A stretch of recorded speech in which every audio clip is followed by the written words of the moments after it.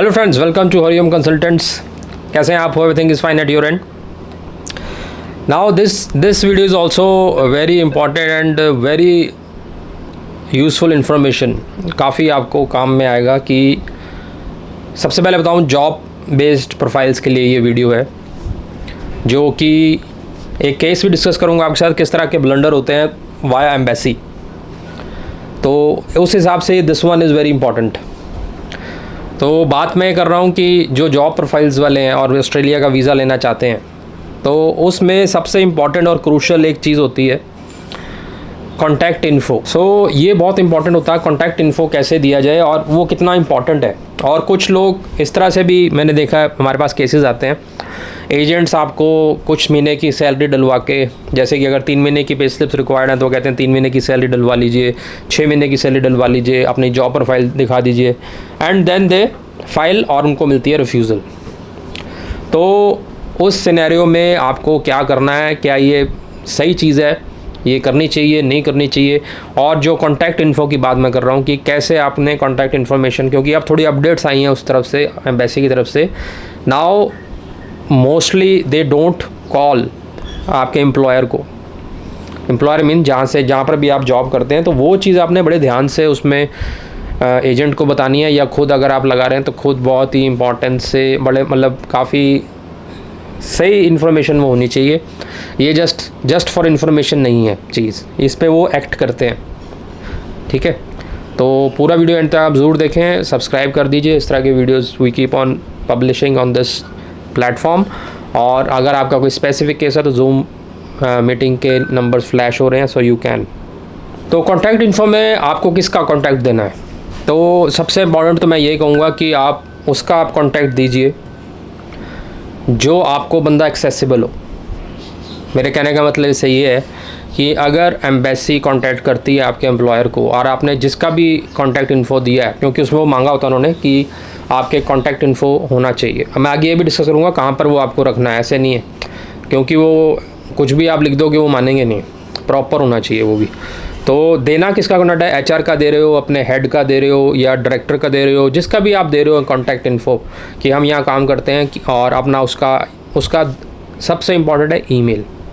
क्योंकि आज के टाइम में at present they are inquiring on email. वो ईमेल भेजते हैं, एम्बेसी से ईमेल आती है एम्प्लॉयर को, जिसका भी आपने ईमेल शेयर किया हुआ है, और उसको वो ईमेल आती है।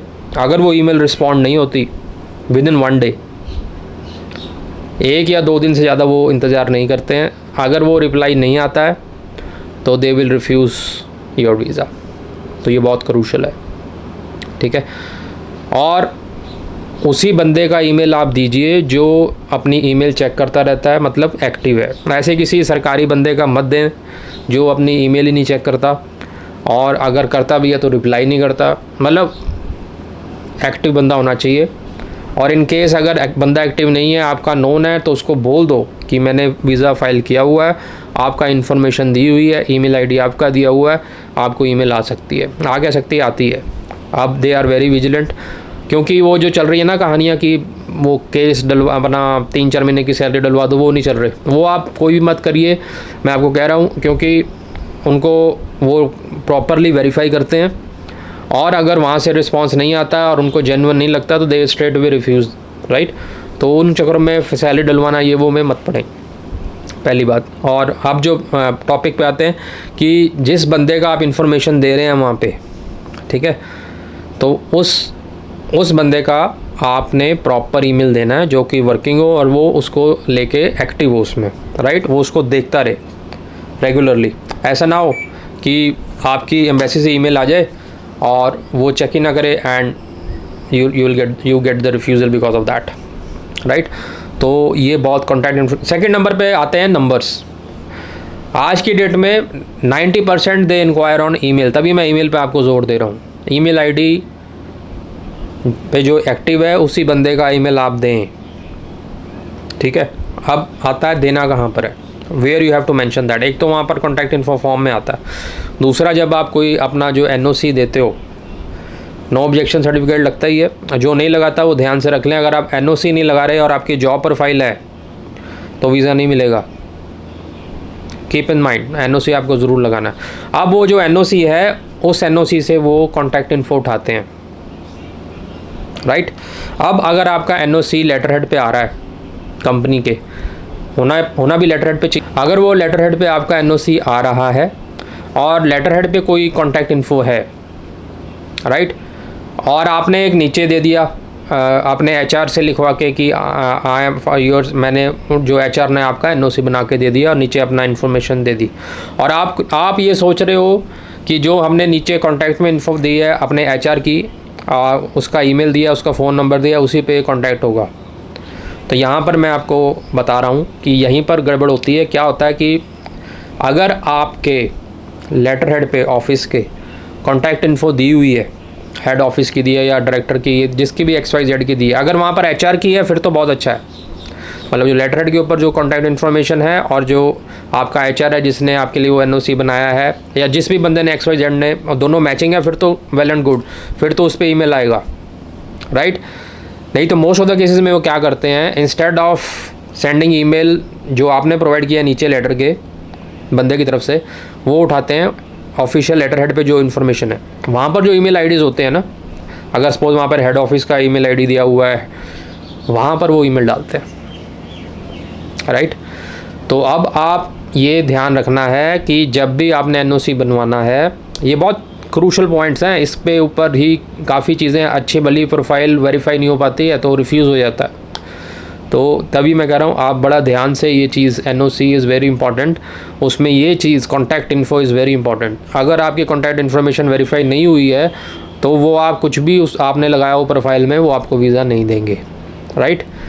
तो वो मैचिंग होना चाहिए, और अगर मैचिंग पॉसिबल नहीं है तो जिसका ईमेल आईडी वो वहाँ पर ऊपर लेटर हेड में दिख रहा है, जो भी बंदा XYZ उसको हैंडल करता है, उसके साथ आप कांटेक्ट बना के रखो। भाई मैंने लेटर हेड पे आपका लिया हुआ है एनओसी और ऑस्ट्रेलिया का वीज़ा फ़ाइल लगा रहा हूँ, तो वहाँ से ईमेल आएगी तो प्लीज़ मुझे बता दीजिएगा और टाइमली रिस्पॉन्ड कर दें, राइट। तो ये था, तो एक बार फिर से समराइज़ कर देता हूँ अब तक जो हमने बताया इस वीडियो का मैसेज जो बहुत इंपॉर्टेंट है कि contact info is very important अगर आपकी जॉब प्रोफाइल है, क्योंकि और नंबर 2 वो एनओसी पे जो होती है वो मैच होनी चाहिए। अगर लेटर हेड में कोई और ईमेल आईडी है और आपने जिससे एनओसी बनवाया वो कोई और ईमेल आईडी है, तो 90% चांस है कि जो लेटर हेड पे जो कॉन्टैक्ट आईडी है उस पर वो ईमेल डालेंगे। नंबर 3, ईमेल को वो ज़्यादा प्रेफर कर रहे हैं now days instead of phone.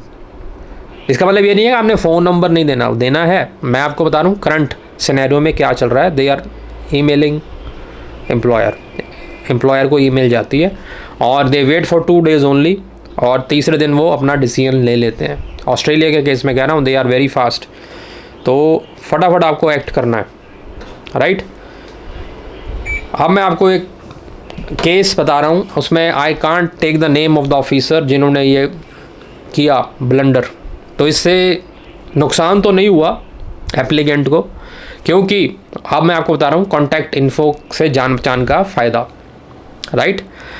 तो ऐसा ही केस था, बहुत अच्छे एप्लीकेंट थे and he is an engineer and उनका हमारे पास केस आया हुआ था एंड उन्होंने एनओसी दिया प्रॉपर एवरीथिंग, और उसमें कॉन्टैक्ट इन्फो ओके था और उनका जान पहचान मतलब उनका अच्छा था। भाई उन्होंने बोल के रखा था कि अगर एम्बेसी से ईमेल या फ़ोन आता है तो लेट मी नो।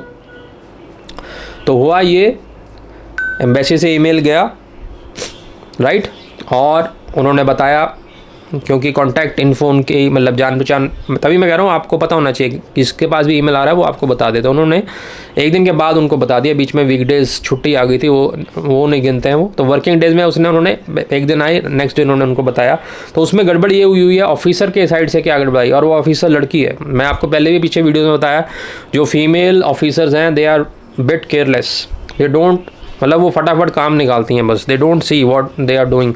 तो उन्हीं का एक बता रहा हूँ, उन्होंने उस पर्सन का कॉन्टैक्ट इन्फो तो निकाला लेकिन इंक्वायरी किसी और की कर डाली, नाम गलत लिख दिया, डेट ऑफ बर्थ गलत डाल दी, राइट। मतलब राम शाम की तरह समझते हैं, शाम के ऑफिस से एनओसी आया था, शाम की इंक्वायरी करनी थी कोई राम का केस भी उनके पास चल रहा होगा, तो उन्होंने शाम के ऑफिस में राम का नाम लिख के नीचे राम की डेट ऑफ बर्थ डाल के इंक्वायरी कर डाली कि भाई ये आपके यहाँ एम्प्लॉयड हैं, वेरिफिकेशन आप बताइए। और वो राम श्याम वाली ईमेल उन्होंने अपने श्याम जी से डिस्कस कर ली, भाई ऐसे राम के नाम पे आपका इंक्वायरी आई है, ऊपर से नाम गलत है, डेट ऑफ बर्थ गलत है, इंक्वायरी आपकी आई है क्योंकि पोस्ट आपकी है, ऑफिस भी हमारा है, तो अब बताइए क्या करना है। तो उन्होंने तुरंत मेरे से कांटेक्ट किया कि भाई ऐसे चीज़ आ गया, डेट ऑफ बर्थ गलत आया, डेट ऑफ बर्थ। वो एक बार तो जो पीछे हमारी तरफ से भी हमको भी लगा भी हम तो we keep this thing very carefully कि डेट ऑफ बर्थ तो हम शेयर भी करते हैं ना, हमने तो आपसे डेट ऑफ बर्थ सारा कुछ शेयर करके आगे फाइल लगाया हुआ है, तो डेट ऑफ बर्थ तो गलत हो नहीं सकती। तो हमने फिर से रीचेक किया, फाइल्स में हमारी तरफ से सब ओके था, तो फिर पता लगा कि ये केयर जो वीज़ा ऑफिसर है उसने गड़बड़ करी है, उसने किसी और केस का नाम और डेट ऑफ बर्थ डाल के इंक्वायरी इन्हीं के ऑफिस में करवा ली है। तो वो फिर हमने बड़ा पोलाइटली, क्योंकि हमने वीज़ा लेना है, ऑफिसर से दुश्मनी नहीं करनी, हमेशा पोलाइटली वर्ड्स का यूज़ कीजिए अपने लेटर्स में, ये भी एक मार्क कीजिए। तो हमने उनको बताया कि बहुत पोलाइटली उनको लिखिए कि यस ये हमारे यहाँ काम करते हैं, बट आपसे गलती से किसी और बंदे का नाम और डेट ऑफ बर्थ आपने मेंशन कर दिया है, जो सही बंदा है उसका ये नाम है, इसने वीज़ा अप्लाई किया हुआ है, ये हमारे यहाँ काम करता है, yes we verify this information. और आपके वेरिफिकेशन पर मतलब कन्फर्मेशन के लिए साथ में उसका पासपोर्ट की कॉपी भी लगा रहे हैं, ताकि आप वेरीफाई कर लें भाई सही जगह पर बंदा आपने कांटेक्ट किया है, तो ये जो वेरिफिकेशन है वो सही है। और कृपा करके आपके ने जो गलत नाम लिखे हैं और गलत डेट ऑफ बर्थ इंक्वायरी वाली ईमेल में डाले हैं, तो उसको आप ठीक कर लें। बाकी जो आपका क्वेश्चन था, श्याम जी के लिए इंक्वायरी हुई थी, तो श्याम जी यहाँ पर काम करते हैं, वो हम वेरीफाई करते हैं, और श्याम जी का उन्होंने पासपोर्ट भी लगा दिया, राइट। और उसी दिन उनका वीज़ा आ गया, सही। तो ये मैंने केस डिस्कस इसलिए किया कि अपनी तरफ से आप फुल प्रूफ रहें, वीज़ा ऑफिसर की साइड से अगर गड़बड़ कुछ XYZ जैसे यहाँ पर हुई थी, तो अगर आपका जान पहचान का है बंदा, या आपकी जान पहचान होनी चाहिए जिसका भी आप कॉन्टैक्ट इन्फो दे रहे हो, ताकि वो आपको इन्फॉर्म कर दे कि हाँ भाई आपकी इंक्वायरी वाली वेरिफिकेशन की ईमेल एम्बेसी से आ गई है, गलत आई है, जैसे भी आई है, तो आप बताएं क्या करना है, राइट। और इसी पे सारा उसका बेस था। अगर यहाँ पर कुछ गड़बड़ हो जाती, अगर कोई बंदा ऐसे ही होता, ये सिर्फ वो नाम देखता, भाई राम तो हमारे यहाँ कोई काम करता ही नहीं, हमारे यहाँ तो शाम है, और वो केयरलेसली लिख देता हमारे यहाँ कोई राम नहीं है, तो वो बेचारा शाम का रिफ्यूज़ हो जाता वीज़ा डिस्पाइट एवरीथिंग। तो देखिए, राम शाम के एग्जांपल लेके मैंने आपको एक केस डिस्कस किया है, तो इससे आप सीखें और इससे आप लें कि कैसे कैसी चीज़ें हो रही हैं। तो इम्पॉर्टेंट मैसेज इज़ कि जो भी आपने कॉन्टैक्ट इन्फॉर्मेशन देनी है अपनी जॉब प्रोफाइल के लिए, NOC जिससे बनवाया, उससे आपके साथ बातचीत होनी चाहिए, और वो बंदा एक्टिव होना चाहिए ईमेल्स के ऊपर, मोबाइल तो चलो है ही है, ईमेल्स के ऊपर वो एक्टिव होना चाहिए। और मिसमैच, लास्ट पॉइंट, मिसमैच कोई ना हो। मिसमैच का मतलब है कि नीचे कॉन्टैक्ट इन्फो में कोई और है, लेटर हेड आपका जो है उसमें तो हेड ऑफिस कहीं और का ही दिया हुआ है, और उन बंदों को आपका कोई ना तो जान पहचान है आपका कोई कॉन्टैक्ट ही नहीं है उनके साथ, और इंक्वायरी मेल वहाँ पर चली गई, तो वो रिप्लाई करेंगे नहीं, तो आपका वो वेरिफिकेशन होगा नहीं, and you will get the refusal. तो आई थिंक मैंने आपको पूरा केस एक तरह से समझाते हुए सब क्लियर कर दिया कि ये चीज़ बहुत इंपॉर्टेंट है। Contact info should be very clear, very important, और जिसकी भी आप कॉन्टैक्ट इन्फॉर्मेशन दे रहे हैं वो आपके साथ बातचीत में होना चाहिए, ठीक है। लाइक शेयर सब्सक्राइब ज़रूर करें, आपका कोई जनरल कमेंट है तो ज़रूर लिखें, और अपना केस डिस्कस करना चाहते हैं तो please contact and book A slot. Thank you.